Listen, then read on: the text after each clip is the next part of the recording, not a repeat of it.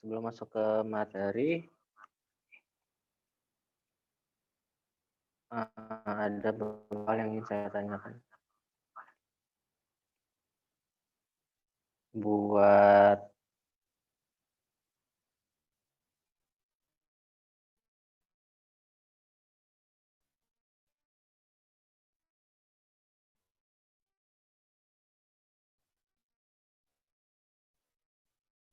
di Pak bisa.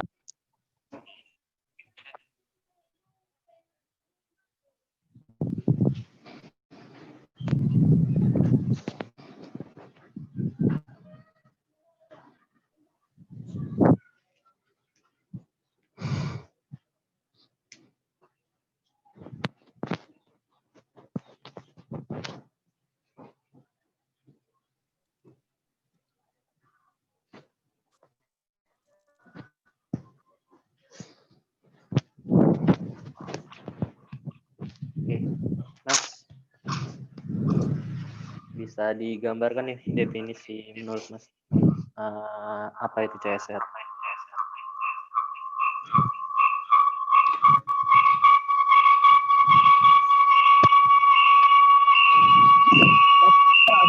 Bisa diulang, Pak?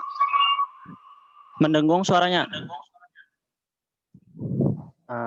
Definisi menurut Mas mengenai CSR itu apa? Oh, menurut saya definisi dari CSR adalah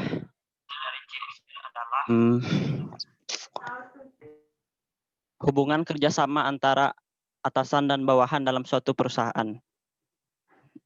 Itu saja, Oke. Pak. Oke. Natalia Fudelka.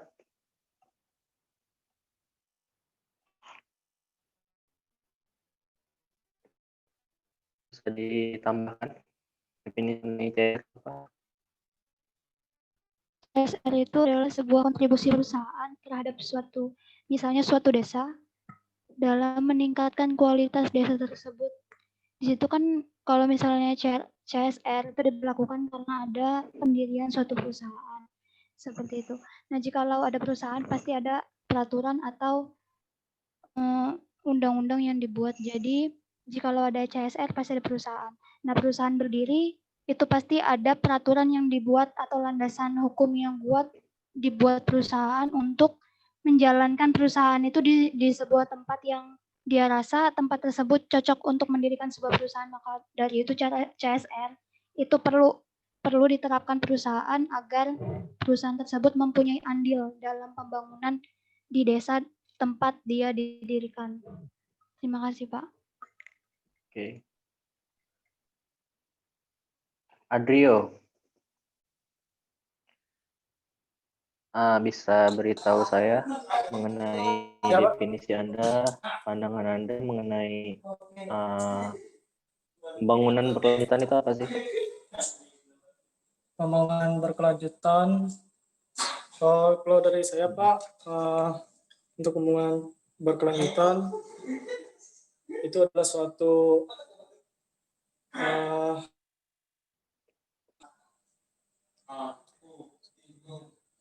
kegiatan atau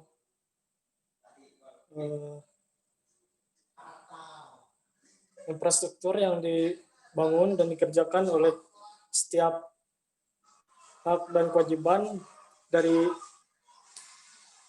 pemerintah untuk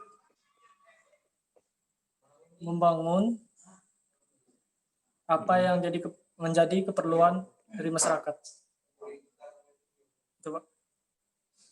Oke. Esteria Gebi, apa definisinya mengenai pembangunan berkelanjutan? Pembangunan berkelanjutan tuh Pak, menurut saya pembangunan yang untuk memenuhi kebutuhan sekarang tanpa mengorbankan kebutuhan generasi di masa depan. Hubungan eratnya tuh berkaitan ekonomi dan mencari jalan untuk pajak. Itu aja Pak. Oke. Langsung saja ya masuk ke materi.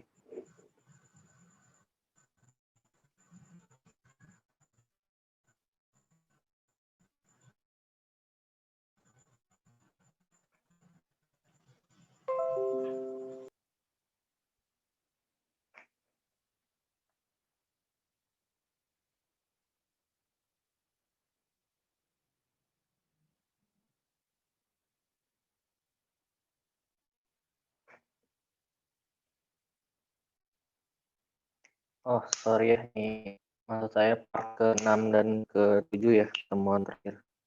Lupa ganti. Oke, yang pertama saya akan memberitahukan mengenai, ini bentuk tugas kalian kemarin ya, salah satunya, mengenai bentuk CSR menurut Philip Kotler dan Nancy ini. Iya, Pak. Jadi yang pertama ini merupakan bentuk CSR yang dilakukan perusahaan untuk cause promotion, yaitu kegiatan yang di mana perusahaan itu memfasilitasi, bisa berupa permodalan yang membuat masyarakat itu lebih aktif lagi untuk berpartisipasi dalam pembangunan. Misalkan dalam membuat usaha-usahanya dalam bentuk berkelompok, UMKM itu bisa berupa seperti beasiswa, yang dimana beasiswa ini ditujukan kepada memang anak-anak yang memang calon penerus pembangunan di masa depannya ya. Dan juga bahkan cost promotion ini bisa dalam bentuk perekrutan pekerja, yang dimana sebuah perusahaan di lingkungan hotel, pemukiman warga itu bisa merekrut pekerja-pekerja dari lingkungan tersebut. Terus bentuk CSR yang kedua ada cost related marketing, di mana perusahaan ini menyisihkan dana keuntungannya, laba bersihnya dari penjualan produk itu ditujukan sebagai kegiatan amal atau sumbangan bagi masyarakat yang membutuhkan. Terus bentuk CSR yang ketiga itu ada corporate social marketing. Ini merupakan bentuk kegiatan perusahaan yang berupa sebuah kampanye untuk mengajak masyarakat pada gerakan-gerakan yang positif, seperti mengajak masyarakat bersama untuk melestarikan lingkungan, keselamatan, dan juga kesehatan. Ini juga bisa sebagai position bargaining brand daripada perusahaan itu sendiri dalam memasarkan produk-produk dari perusahaan itu sendiri. Terus yang keempat, ada bentuk CSR yang berupa corporate philanthropy, yang dimana kegiatan ini dilakukan perusahaan yang berupa bantuan barang dan juga jasa kepada masyarakat yang membutuhkan, atau bentuk pelayanan secara gratis kepada masyarakat. Terus bentuk CSR yang kelima ada community volunteering, kegiatan dari perusahaan yang berupa menggerakkan karyawannya dan juga UMKM untuk terlibat ke dalam kegiatan seperti pemerhati dalam program-program edukasi bagi masyarakat yang kurang mampu untuk mendapatkan sebuah pendidikan yang di luar pendidikan formal ya, dan juga untuk mengatasi permasalahan-permasalahan sosial lainnya itu bagaimana harus menyikapi. Terus yang keenam ada social responsible business practice. Ini merupakan bentuk kepedulian perusahaan kepada lingkungan seperti menanam pohon, kegiatan-kegiatan sosial lainnya yang berbasis kepada pelestarian lingkungan, penanaman pohon, apa gitu ya. Jadi ini bentuk CSR menurut Philip Kotler and Nancy yang juga banyak dijalankan oleh berbagai macam perusahaan-perusahaan di dunia ini ya, termasuk di Indonesia. Nah, ini saya kan ada memasukkan kategori perusahaan-perusahaan yang berdasarkan CSR-nya berdasarkan menurut Kotler tadi. Itu ada perusahaan yang cost promotion itu dilakukan oleh perusahaan Aquadanon PT Telkom, yang programnya adalah bekerja sama untuk Aquadanon ya. Untuk Aquadanon itu bekerja sama dengan pemerintah Jawa Barat, mulai dari pemberian bantuan modal dan juga bagi usaha mikro, juga bentuk sebagai merupakan bentuk beasiswa pelatihan dan juga edukasi untuk meningkatkan mutu kesehatan masyarakat. Terus ada juga PT Telkom. Di sini PT Telkom program CS-nya ialah Indonesian Digital Learning. Itu program belajar, program My Teacher My Hero. Dan juga ada program mendirikan pustaka digital dan juga social digi leaders. Ini mengembangkan bibit-bibit atau anak muda yang memang calon pembangunan masa depan, itu diberikan beasiswa dan lain sebagainya macamnya. Terus ada juga tipe perusahaan yang bentuk CSR adalah corporate social marketing, seperti contohnya Unilever Indonesia. Dia memiliki yayasan Unilever yang bergerak di bidang amal. Terus ada program juga untuk kehidupan berkelanjutan. Nah, selanjutnya adalah Indofood. Indofood juga merupakan perusahaan yang bentuk CSR-nya adalah melalui pembangunan sosial dan pembangunan masyarakat. Itu bisa bantuan, terus bantuan riset bagi mahasiswa, peningkatan gizi dan nilai ekonomi dan segala macamnya. Jadi perusahaan-perusahaan yang saya sebut di sini merupakan perusahaan-perusahaan besarnya ya. Jadi teman-teman nanti bisa kembangkan sendiri perusahaan-perusahaan mana yang termasuk dalam kategori bentuk CSR ini sesuai dengan tempat daerahnya masing-masing. Begitu juga cost promotion yang bisa digabung juga dengan cost related marketing. Di sini ada Indo Tambang Raya, Megah, Tambang Batubara, dan community volunteering itu ada Bank BRI juga. Oke, yang hampir mirip-mirip ya program-program CSR dari perusahaan-perusahaan ini. Oke, next. Nah, ini merupakan program CSR dari World Bank. Secara garis besar saya menjelaskan dari World Bank karena di sini merupakan impact daripada pembangunan berkelanjutan atau strategi planning perencanaan dari World Bank sendiri adalah untuk menyelesaikan permasalahan yang berorientasi pada isu. Ya, berorientasi pada isu yang terutama yang pertama untuk mematuhi standar hukum. Terus yang kedua ranah kerjaan dari bentuk CSR World Bank ini adalah memasuki dampak lingkungan dan sosial ke dalam anggaran perusahaan mereka untuk membangkitkan lagi atau untuk mengatasi dampak-dampak negatif daripada lingkungan. Terus ada yang ketiga, memastikan transparansi dalam membuat program-program CSR yang sudah dimasukkan ke dalam anggaran. Nah, areanya di mana saja program CSR dari World Bank ini? Itu meliputi produk-produk yang mereka pasok, berbagai rantai-rantai pasokan yang mereka pasok ya. Itu terus selanjutnya area utama mereka ini CSR ini untuk meningkatkan atau apa ya bahasanya tuh energi lah, energi peningkatan energi ya, kelistrikan dari batu bara juga. Terus adanya penghematan kepada air, terus menghadirkan atau menghadirkan air bersih, pasokan air bersih ya. Terus yang ketiga ada emisi gas rumah kaca dan juga limbah padat. Ini area-area yang dijalankan dari program CSR World Bank. Nah, terus kemitraannya, partnership-nya, kemitraan kuncinya adalah yaitu masyarakat sendiri, etika masyarakat. Artinya masyarakat yang sudah dewasa yang bisa membuat keputusan sendiri ya, mengambil keputusan. Terus yang kedua ada UMKM juga yang menjadi kemitraan mereka dan juga dalam bidang kesehatan dan juga keselamatan. Ini yang digaung-gaungkan program CSR dari World Bank sendiri ya. Next ya. Nah, World Bank sendiri memiliki prinsip perusahaan yang berkelanjutan. Yang pertama menjadi tanah iklim, yang kedua terus penghematan energi, yang ketiga penghematan air, keempat memastikan efisiensi sumber dayanya sendiri, terus mengurangi limbah, terus selanjutnya mempromosikan pengelolaan lahan yang berkelanjutan, selanjutnya memberantas korupsi ya, pasti memberantas korupsi karena biang dari segalanya ini adalah korupsi. Terus selanjutnya meningkatkan keragaman inklusi, selanjutnya memastikan kesejahteraan staf sendiri, pasti itu dalam sumber daya manusianya akan lebih ditingkatkan. Terus terlibat langsung dan melestarikan komunitas, bekerjasama dengan komunitas untuk menggerakkan atau sebagai implementasi dari program CSR dari World Bank itu sendiri. Next.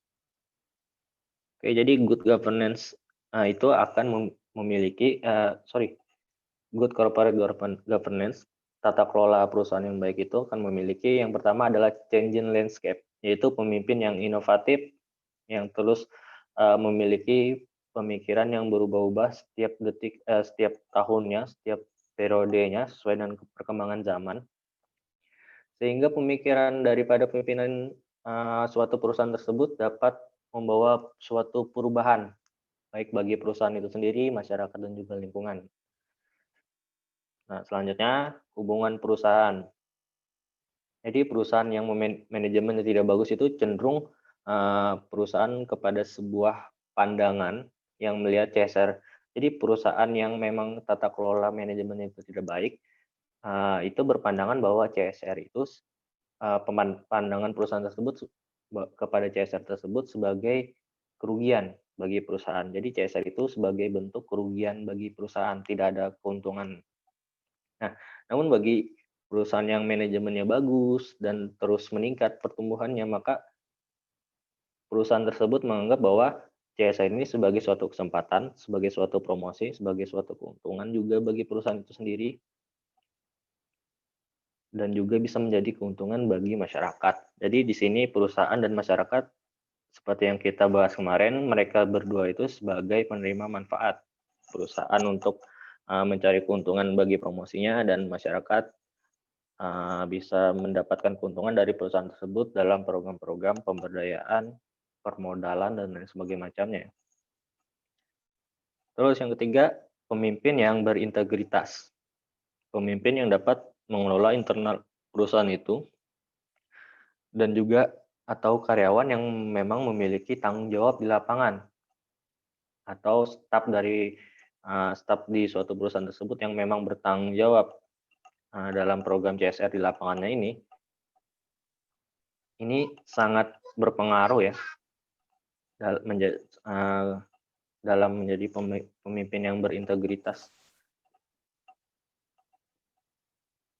Oke, selanjutnya SDM yang bernilai dan juga berskill. Jadi hasil dari pemimpin perusahaan yang memiliki pemimpin yang berintegritas di atas tadi itu akan menghasilkan SDM atau personal yang dimiliki masing-masing staf tersebut, karena perusahaan tersebut telah merestrukturisasi SDM-nya, sehingga SDM-nya tersebut mendapatkan pelatihan-pelatihan yang tepat, sehingga mengeluarkan skill-skill yang bagus bagi para stafnya. Dan juga perusahaan yang menciptakan sebuah reward dan punishment. Jadi ketika stafnya itu berprestasi, maka akan diberikan penghargaan, dan ketika stafnya itu tidak berprestasi, maka akan diberikan hukuman atau sanksi atau staf yang melanggar. Oke, next. Terciptanya good corporate governance. Jadi manajemen perusahaan yang baik itu tidak hanya memberikan dampak positif bagi perusahaannya sendiri, melainkan juga memberikan dampak positif bagi lingkungan dan juga masyarakat sekitar, bagi kesejahteraan masyarakat sekitar. Terus selanjutnya ada antara stakeholder bisnis dan CSR.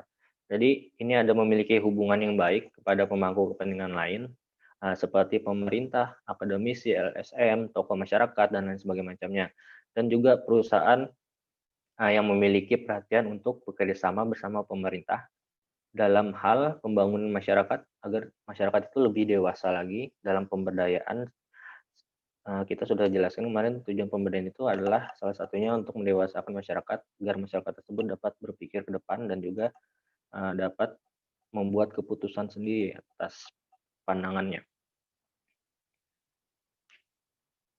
Oke, selanjutnya tata kelola perusahaan dan pemegang saham. Jadi sebuah perusahaan besar pasti ada pemegang sahamnya dengan proporsi masing-masing yang sesuai dengan besaran persenannya pemilikan saham tersebut. Jadi di sini penting bagi perusahaan memang memiliki proporsi pemegang saham yang terbesar dibandingkan pemegang saham lainnya. Karena apa? Karena ketika perusahaan itu memiliki proporsi suara yang besar, maka ketika banyak kepentingan-kepentingan masuk bagi pemegang saham yang lainnya, perusahaan yang memiliki suara terbesar ini dapat mengantisipasi hal-hal tersebut yang tidak diinginkan tersebut bagi kepentingan-kepentingan pemegang saham lainnya ya. Nah, terus yang ke-8, korupsi.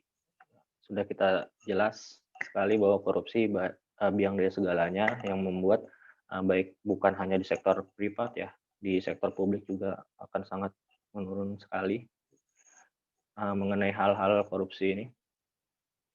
Terus selanjutnya aturan global dalam pembangunan berkelanjutan. Maka sesuai dengan pembangunan berkelanjutan yang bertujuan untuk menghilangkan angka kemiskinan seperti agenda yang diciptakan oleh PBB ya, MDGs 420 silam, yang dimana disetujui oleh masing-masing negara anggota bahwa salah satu dari agenda pembangunan berkelanjutan ini adalah untuk menghilangkan angka kemiskinan, menghilangkan angka kematian, dan juga mengurangi angka kematian pada ibu melahirkan dan lain sebagainya macamnya.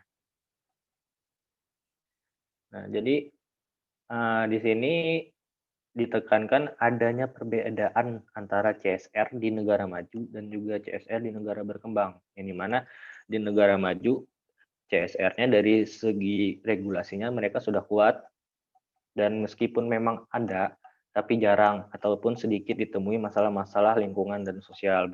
Berbeda dengan di negara berkembang, seperti yang kita lihat sendiri bahwa di negara berkembang kita lebih sering menemui permasalahan-permasalahan yang berhubungan dengan permasalahan lingkungan dan permasalahan sosial yang menimbulkan konflik antara pemerintah dan juga masyarakat, bahkan antara masyarakat dan juga perusahaan.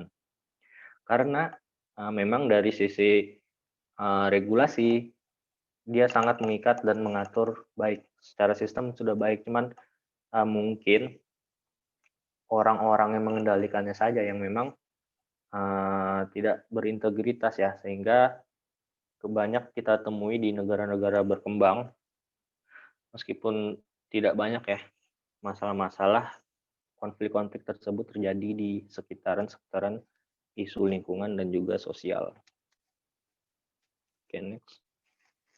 Nah, karena CSR itu menurut Edi Suharto sendiri bukan sebuah tuntutan global. CSR itu merupakan sebuah tuntutan global, di mana keberhasilan sebuah perusahaan tidak hanya dinilai dari kinerja keuangan dan juga pemasaran, tetapi juga terhadap kinerjanya mengenai perubahan-perubahan sosial dan lingkungan di sekitar. Efeknya akan mengaruh kepada masyarakat.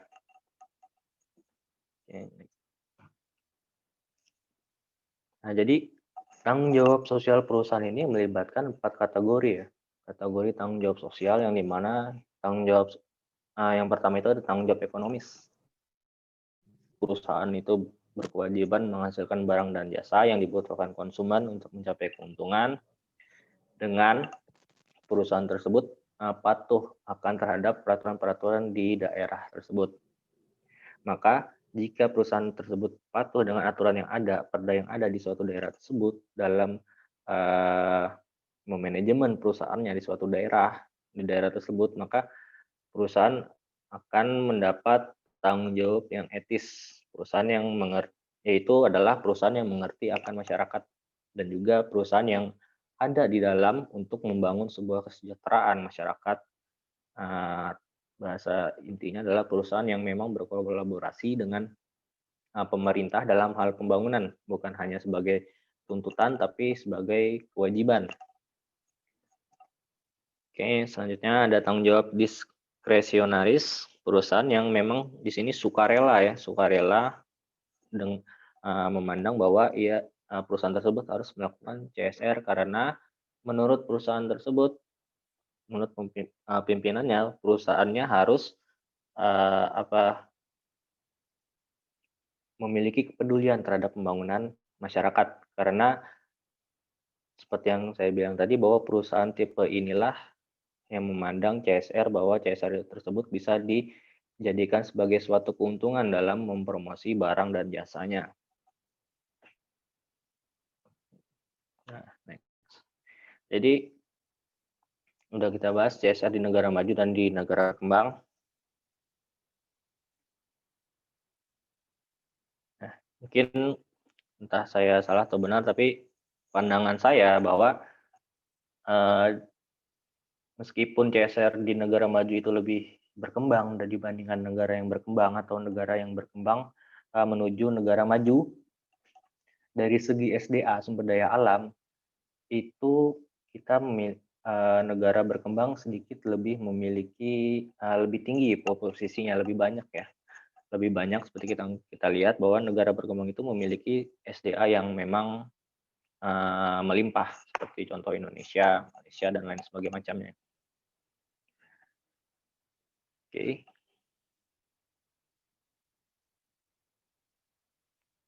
Nah, jadi Iredell Jenskin ini mengatakan bahwa wilayah hukum itu dapat dilihat dari dua.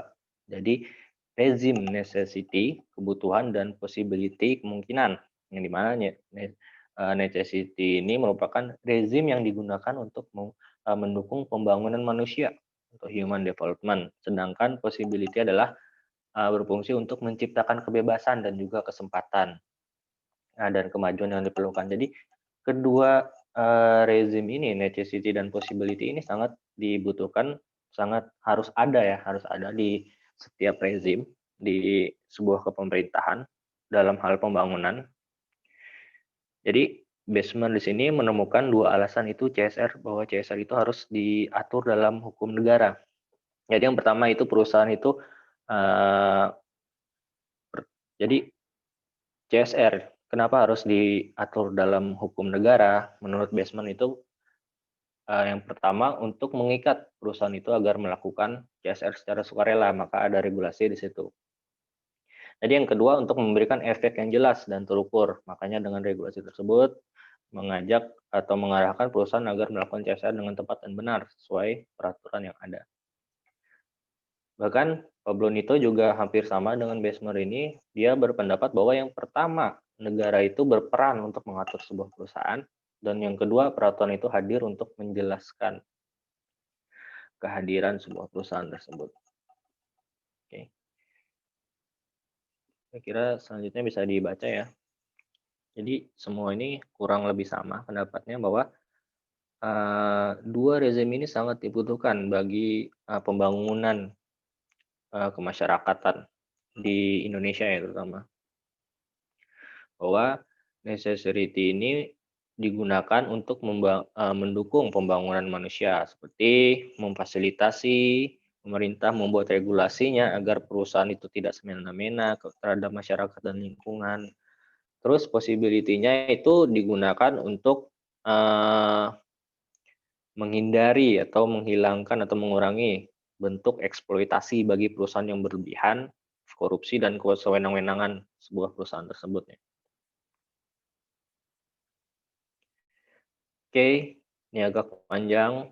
Saya coba akan menganalisis peraturan perundang-undangan terkait CSR secara sederhananya saja ya. Oke, yang pertama yang mengaturnya itu ada Undang-Undang Nomor 5 Tahun 1990 tentang konservasi sumber daya alam, hayati dan ekosistemnya. Yang dimana di pasal 9 itu menyatakan setiap pemegang hak dan atas tanah dan hak pengusaha di perairan dalam wilayah sistem penyangga kehidupan wajib menjaga kelangsungan fungsi pelindungan wilayah tersebut. Dan juga di ayat keduanya dinyatakan bahwa dalam rangka pelaksanaan pelindungan sistem penyangga kehidupan, pemerintah itu mengatur serta melakukan tindak penertiban terhadap pengguna dan pengelola tanah atau sebagai hak sebuah perusahaan di perairan yang terletak di wilayah pelindungan sistem penyangga kehidupan. Oke, jadi di sini pemerintah daerah itu berhak untuk mengatur dan melakukan tindakan pada setiap pemegang hak atas tanah dan juga hak atas pengusahaan di perairan, termasuk dalamnya badan usaha atau perusahaan yang mewajibkan untuk menjaga kelangsungan fungsi perlindungan wilayah. Jadi di sini undang-undang ini lebih menekankan bahwa perlindungan tentang konservasi sumber daya alam, hayati, dan ekosistemnya agar tidak dieksploitasi secara berlebihan, baik perusahaan dan juga masyarakat. Terus yang kedua, yang berkaitan dengan CSR ada Undang-Undang Nomor 30 Tahun 1999 tentang arbitrase ya dan alternatif penyelesaian sengketa. Di pasal 2-nya bahwa undang-undang ini mengatur penyelesaian sengketa. Jadi hal-hal yang berkaitan dengan sengketa, konflik masyarakat dan perusahaan itu bisa diselesaikan dengan arbitrase ini secara administrasi ya. Nah, selanjutnya ada Undang-Undang Nomor 41 tentang Kehutanan, di mana tentang kehutanan ini dalam rangka pemberdayaan ekonomi. Pasal 30-nya berbunyi dalam rangka pemberdayaan ekonomi masyarakat. Jadi setiap badan usaha milik negara itu atau badan usaha milik daerah itu di Indonesia memperoleh izin pemanfaatan jasa lingkungan dan izin usaha pemanfaatan hasil hutan, kayu dan bukan kayu. Oke, di sini jelas untuk melindungi penebangan pepohonan yang mana harus ditebang, dibolehkan untuk ditebang dan yang mana harus yang tidak, dan proporsinya masing-masing. Terus selanjutnya ada Undang-Undang Nomor 22 Tahun 2001 tentang minyak dan gas bumi. Jadi ini dikhususkan untuk perusahaan yang usahanya melibatkan atau menggunakan sumber daya alam yang berkaitan dengan minyak dan gas bumi. Di mana di sini perusahaan wajib dalam kegiatannya wajib untuk mengembangkan masyarakat, membangun masyarakat kesejahteraannya dan juga menjamin hak-hak masyarakat adat itu harus selalu tetap ada di situ ya. Tetap ada di sekitar perusahaan.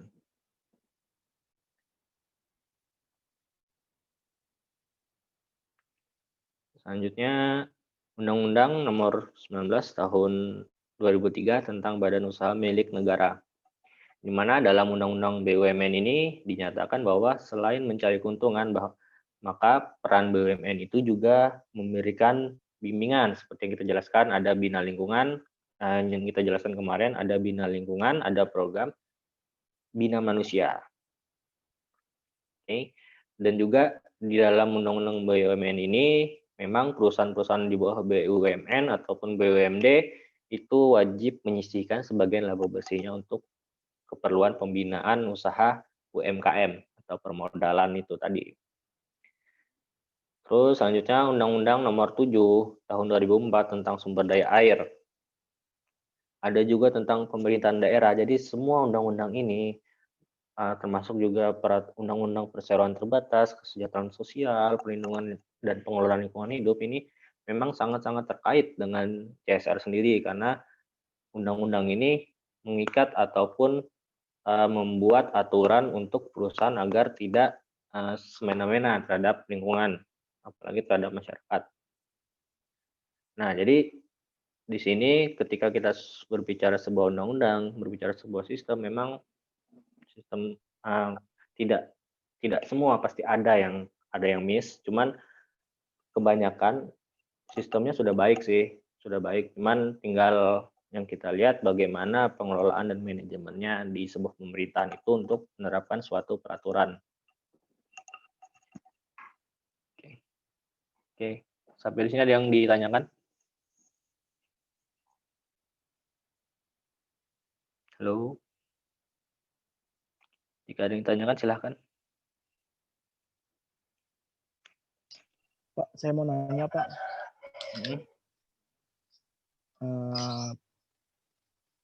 Terima kasih atas kesempatannya. Perkenalkan, nama saya Yuda Triharyandi, NIM GAB 118.021. Pertanyaannya, apakah CSR itu wajib dijalankan oleh setiap perusahaan, Pak? Terima kasih, Pak. Wajib, Mas. Wajib. Cuman dia ada batasnya kan. Kita sudah jelaskan juga kemarin. Tidak mungkin kan perusahaan yang memang bukan PT. Artinya seperti itu. Melihatnya seperti itu. Jadi ketika perusahaan tersebut sudah menjadi PT, maka dia wajib untuk melakukan tanggung jawab sosial atau CSR tersebut.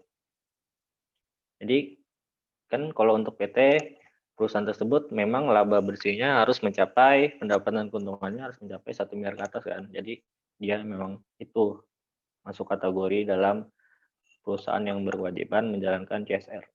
Terus Mas. Oke, gimana Mas? Iya Pak. Yuda. Terus ada lagi Pak. Terus misalnya sebuah perusahaan tidak menjalankan PSN, CSR apakah bisa dijatuhi hukuman, Pak? Maksud bisa diulang, Mas? Tidak melakukan CSR. Ya, itu kan wajib Ya. tadi kata Bapak. Apabila Jadi perusahaan tidak menjalankan CSR, apakah bisa dijatuhi hukuman? Misalnya ya, sesuai tidak menjalankan. sesuai dengan peraturan undang-undangan kemarin nomor 27 ya kalau nggak salah, peraturan terbatas, bahwa peraturan tersebut menyebutkan bagi perusahaan yang tidak menjalankan, dia mendapatkan teguran pertama, teguran administratif. Pertama, kedua, dan sampai ketiga masih dilakukan, maka perusahaan tersebut dapat dicabut izin usahanya atau sanksi-sanksi lain yang lebih berat sesuai dengan peraturan perundangan yang berlaku di Undang-Undang Nomor 2007 kemarin tentang perseroan terbatas dan tanggung jawab, dan juga peraturan pemerintah mengenai tanggung jawab sosial perusahaan. Itu, Mas. Terima kasih, Pak. Oke, ada lagi?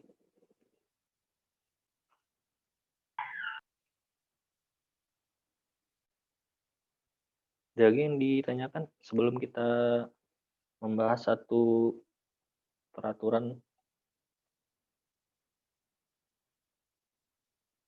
Oke, Mbak Sulastri, ada yang ditanyakan?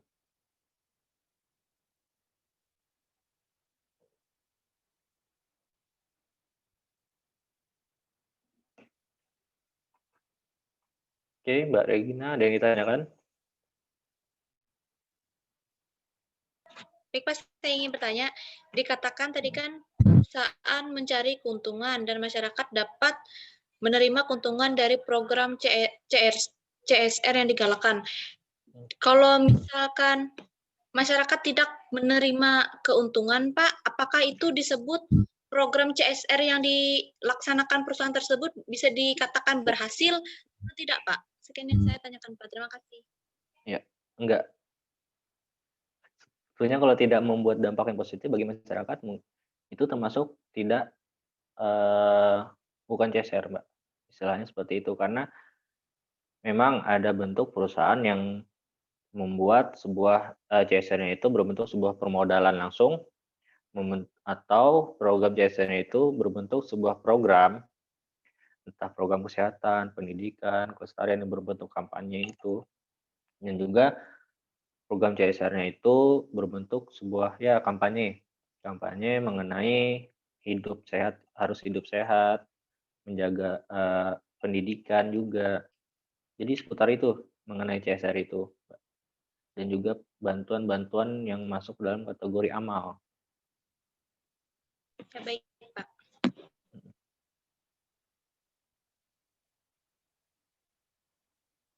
Oke, ada lagi yang mau ditanyakan?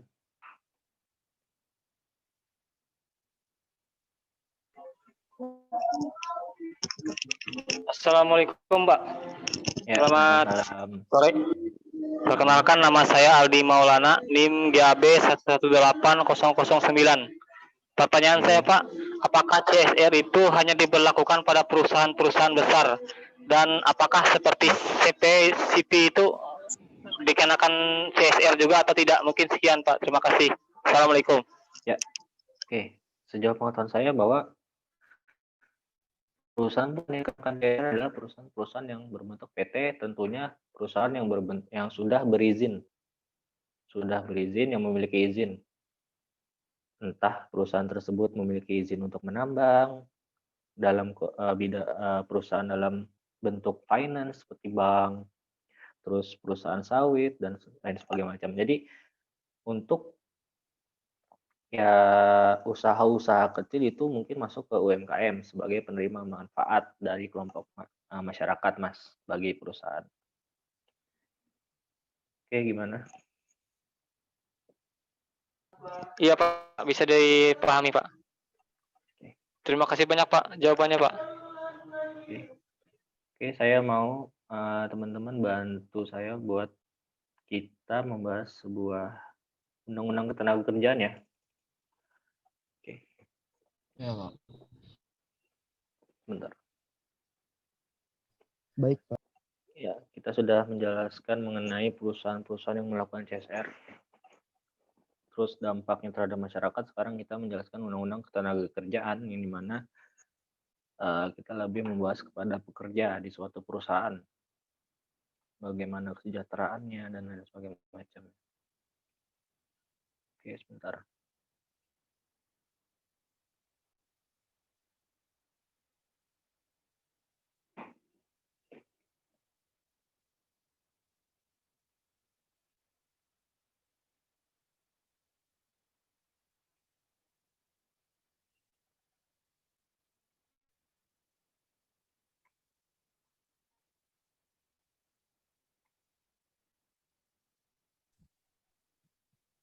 Betul lah.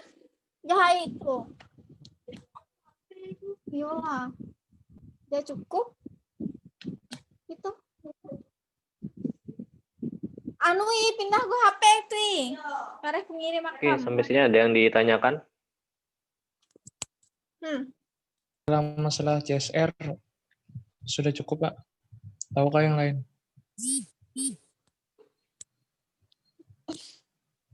Oke.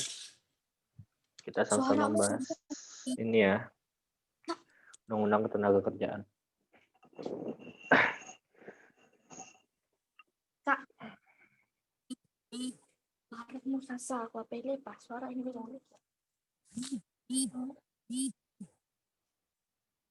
Udah masuk kan PDF-nya? Sudah, Sudah, Pak. Pak. Oke. Di undang-undang ketenagakerjaan ini jelas isi dari bab 1 itu sendiri merupakan ketenagakerjaan tersebut adalah seorang pekerjanya. Jadi ketenagakerjaan itu adalah segala hal yang berhubungan dengan tenaga kerja pada waktu sebelum dan selama atau sesudah masa kerja. Itu orangnya sendiri, pekerja atau buruh itu sendiri. Nah, tenaga kerja ini adalah setiap orang yang memang mampu untuk melakukan pekerjaan guna untuk menghasilkan suatu barang dan jasa.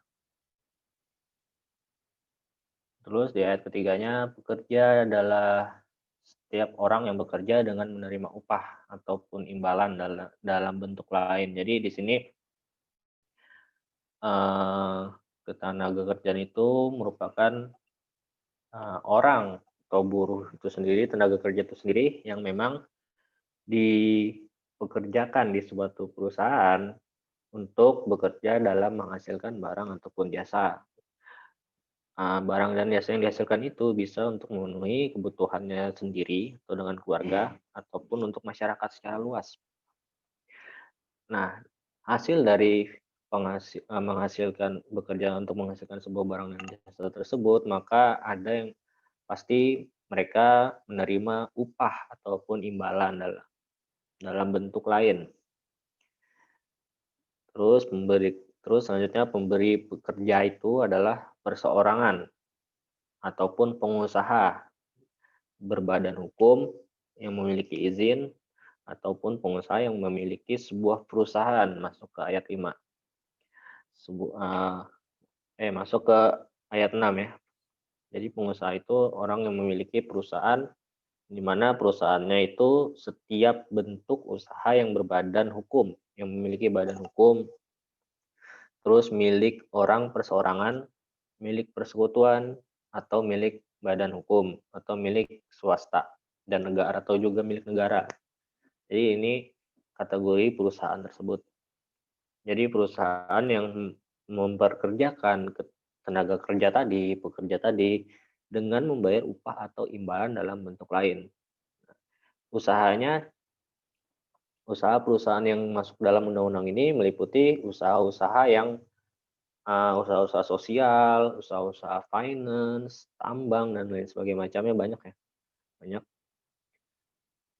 Terus perusahaan yang memiliki pengurus atau manajemen yang mempekerjakan orang lain dengan membayar upah ataupun imbalan dalam bentuk lain. Ini ditujukan kepada pekerja. Oke. Terus perusahaan yang memiliki perencanaan terhadap tenaga kerja sebagai proses untuk menyusun rencana pekerja itu sendiri, tenaga kerja itu sendiri secara sistematis. yang dijadikan sebagai acuan dalam penyusunan kebijakan, strategi, dan juga pelaksanaan program pembangunan ketenagakerjaan yang berkesinambungan untuk menjalankan suatu manajemen sebuah perusahaan. Oke, untuk di pasal 1 ada yang ingin dibahas? Oke, clear ya? Nggak ada. Jadi pasal 1 ini lebih menjelaskan, undang-undangnya lebih menjelaskan apa tenaga kerjaan itu, apa pekerja itu, pengusaha dan perusahaan.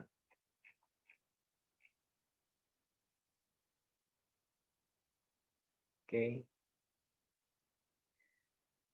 Jadi di ayat 9 sini perusahaan tersebut melakukan pelatihan kerja kepada para pekerja itu untuk meningkatkan produktivitas, kedisiplinan, sikap, dan etos kerja yang baik untuk menciptakan sebuah kompetisi kerja yang kompetitif. Oke, jadi kompetisi kerja ini ditujukan kepada setiap individu pekerja ya. Terus perusahaan juga melakukan pelayanan baik terhadap tenaga kerjanya sendiri maupun masyarakat. Oke. Oke, sampai sini ada yang ingin disambung lagi mengenai Undang-Undang Ketenagakerjaan ini? Apa pendapatnya?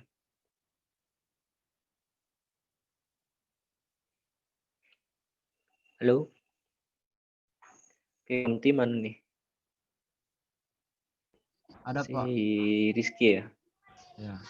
Mana ada yang mau dibahas? Nggak ada Pak. Sampai sini cukup jelas. Nah, terkait mogok kerja ini sendiri juga diatur di undang-undang ini ya. Jadi di undang-undang ini mogok kerja itu adalah sebuah tindakan dari pekerja atau buruh yang memang direncanakan dan juga dilaksanakan secara bersama-sama dan atau oleh serikat pekerja buruh untuk menghentikan atau memperlambat pekerjaan. Oke, ada yang ngomen ini?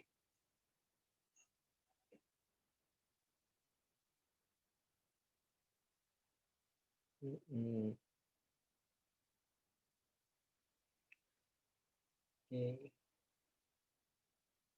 Juga di sini disebut bahwa penutupan perusahaan atau lockout juga adalah sebuah tindakan pengusaha untuk menolak pekerja buruh seluruhnya atau sebagian untuk menjalankan pekerjaan.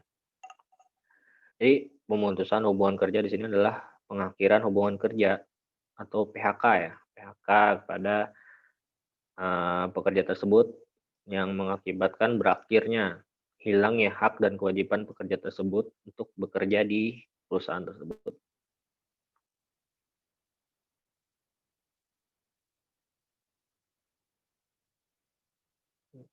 Next.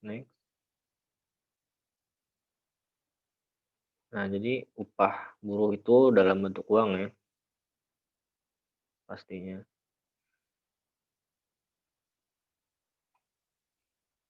Oke, selanjutnya di pasal 2 ada landasan, asas, dan tujuan mengenai pembangunan ketenagakerjaan berlandaskan Pancasila dan juga Undang-Undang Dasar.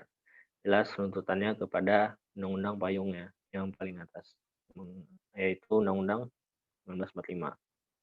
Terus di pasal 3-nya pembangunan ketenagakerjaan itu diselenggarakan atas asas keterpaduan dengan melalui koordinasi fungsional lintas sektor pusat baik maupun juga daerah. Jadi pusat yang merencanakan, daerah yang menjalankan. Sepertinya seperti itu ya.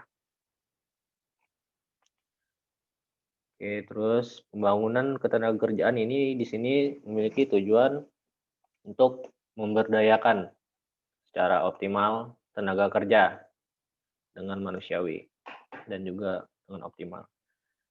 Terus untuk mewujudkan pemerataan kesempatan kerja dan juga penyediaan tenaga kerja yang sesuai dengan kebutuhan pembangunan nasional dan juga daerah. Terus selanjutnya memberikan perlindungan kepada tenaga kerja dalam mewujudkan kesejahteraan dan meningkatkan kesejahteraan tenaga kerja. Oke, ada yang ingin dibahas dari ke 4 poin ini? mengenai tujuan pembangunan ketenagakerjaan. Oke, menurut saya pribadi ini memang sudah sesuai ya. Jadi bentuk ini bentuk pemberdayaan yang sudah kita jelaskan sebelum di materi sebelum-sebelumnya ya, mengenai pemberdayaan masyarakat. Kesempatan dan perlakuan yang sama. Jadi setiap tenaga kerja itu, buruh atau pekerja itu memiliki kesempatan yang sama tanpa adanya diskriminasi untuk memperoleh sebuah pekerjaan. Jadi setiap buruh itu berhak memperoleh perlakuan yang sama tanpa diskriminasi juga dari pengusaha itu sendiri, dari pimpinannya. Terus bab yang keempat, perencanaan tenaga kerja dan juga informasi ketenagakerjaan. Di mana di sini dalam rangka pembangunan ketenagakerjaan, maka pemerintah itu menyusun sebuah kebijakan dan mengenai perencanaannya terhadap pembangunan ketenagakerjaan ya.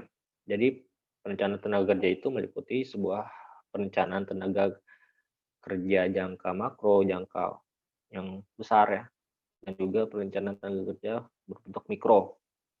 Jadi ini basisnya UMKM.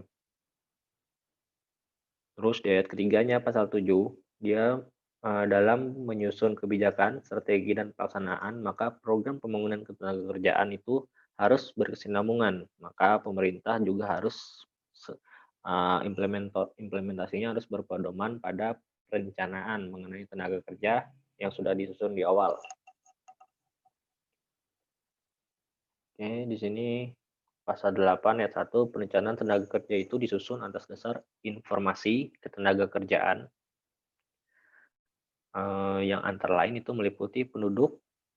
Jadi perencanaan tenaga kerjanya itu disusun berdasarkan informasi yang untuk membangun yang ditujukan kepada penduduk dan tenaga kerja. Terus yang kedua, kesempatan kerja. Terus yang ketiga, bentuk pelatihan kerja juga termasuk kompetisi kerjanya itu bagaimana pelatihannya. Terus selanjutnya ada produktivitas tenaga kerja, terus hubungan industrial, kondisi lingkungan kerja itu bagaimana, terus sistem pengupahannya itu bagaimana, sistem kesejahteraan tenaga kerja itu bagaimana, dan juga bagaimana mengenai jaminan sosial tenaga kerja itu sendiri. Oke, di sini pelatihan kerja jelas bahwa perusahaan tersebut harus melakukan sebuah pelatihan dalam rangka untuk meningkatkan kompetisi, dalam meningkatkan skill pengetahuan bagi staf-staf atau karyawannya sendiri.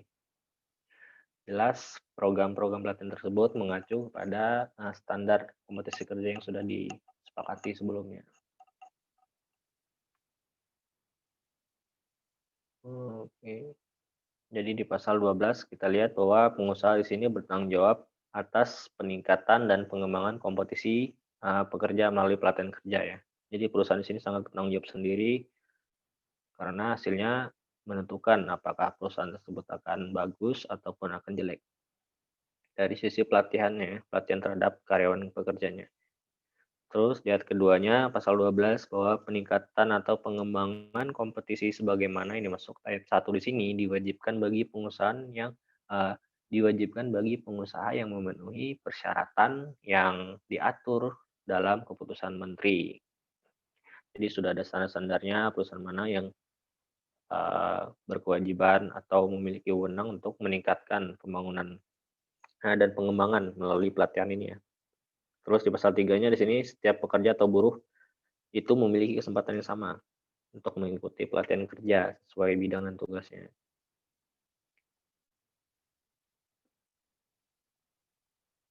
Oke, di pasal ketiganya disambung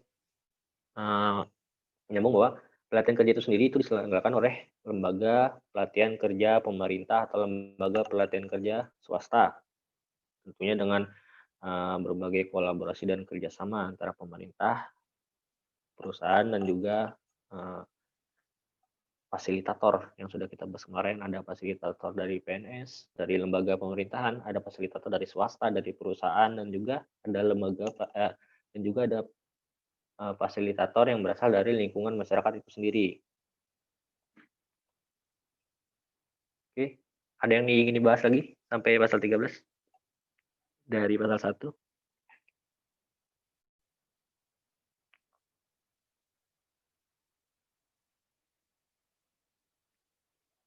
Bentar, siapa kemarin ya? Oh ya, Mas Misno mana nih? Ada nggak Mas Misno di sini?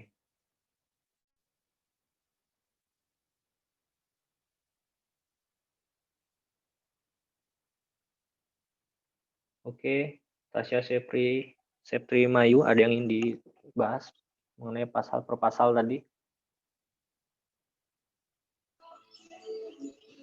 Enggak ada, Pak. Oke, Mas Yuda ada? Enggak ada, Pak. Oke. Jadi apa yang ingin dibahas dari undang-undang ini? Menurut Mas Yuda? Pak, saya mau yang pasal yang 2 tadi, Pak. Oke. Pasal 2 tadi kan di situ menyebutkan semua buruh atau pekerja berhak Pasal mana, Mas? mendapatkan yang kedua yang Bab berapa? ya yang ini Pak, yang itu. Ini. Yang buruh mendapatkan hak yang sama di suatu perusahaan tanpa diintegrasi. Intimidasi ya. Terus?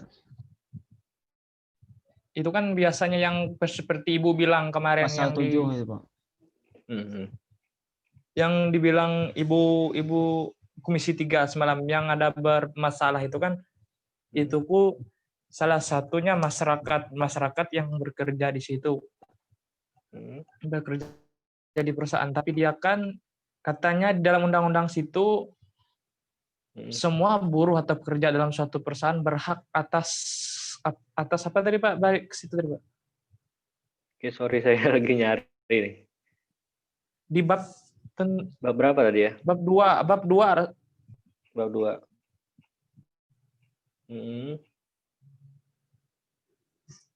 Zia, yang di atas ya. Setiap ada tadi bab pasal 6 kalau ke pasal 5 apa bawah lagi. Ya, yang pembangunan.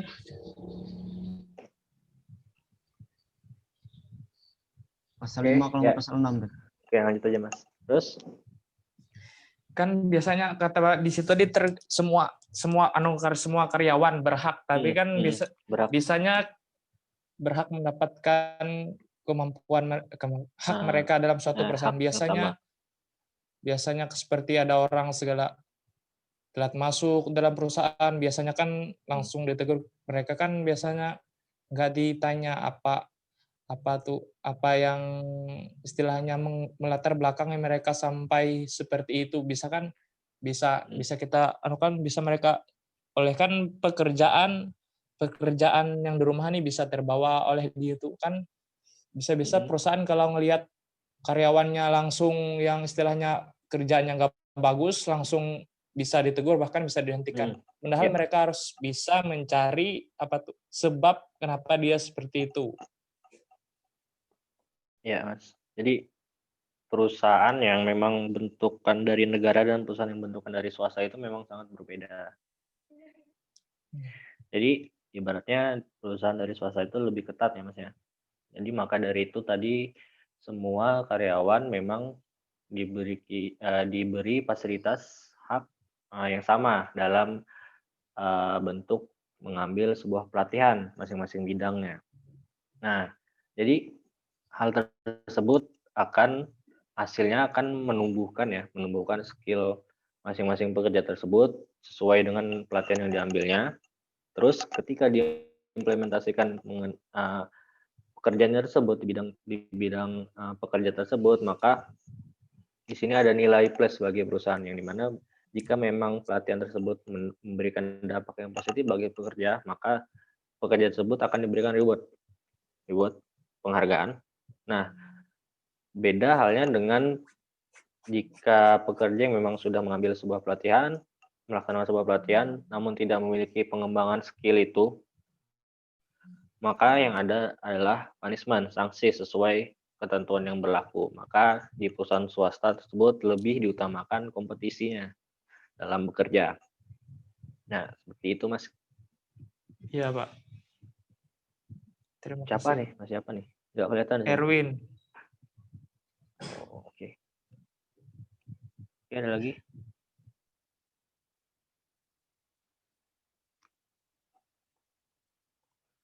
Mas Septino? Oh, sampai pasal berapa tadi? Lupa. Pembahasan itu sampai pasal berapa tadi ya? Bab berapa?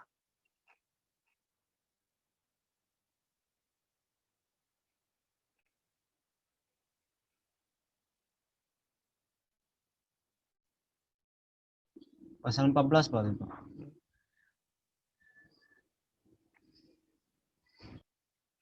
Bentar. Oke, ada lagi yang ditanyakan? Kemarin siapa yang mau bahas ini ya? Tenaga kerjaan. Mas Yuda ya kalau nggak salah. Iya Pak, saya Pak. Iya, Pak. Yang Mas. tentang Ya. UK. Cuman saya lihat di media sosial udah ada dibagikan Pak, kayak Surabaya tuh kalau nggak salah, terus Jawa Barat, Ridwan Kamil sudah membagikan ada. Ternyata tiap daerah itu beda-beda, sudah saya lihat ada di media sosial Instagram. Oke, saya tadi mencari pasal upahnya ya. Terus saya baru beberapa kali melihat ini jadi belum familiar dengan undang-undang ini. Nah, saya minta bantu kalian. Jika ada yang sudah paham dengan undang ini, mari bantu saya. Jadi apa yang ingin bahas ini?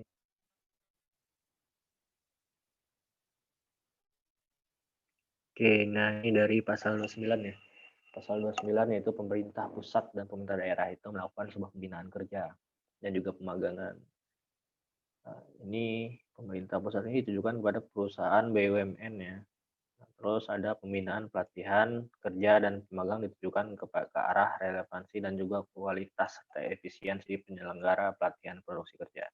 Jadi pelatihan di sini ditujukan untuk meningkatkan kompetisi bagi masing-masing pekerja bidang, meningkatkan knowledge, pengetahuan program yang dibuat dari data dan disimpulkan menjadi sebuah informasi yang berbentuk knowledge ya. Nah, itu sebuah pelatihan. Oke, bab 6 penempatan tenaga kerja. Oke, di sini jelas penempatan tenaga kerja itu berdasarkan asas yang terbuka, bebas, objektif, serta adil tanpa adanya diskriminasi.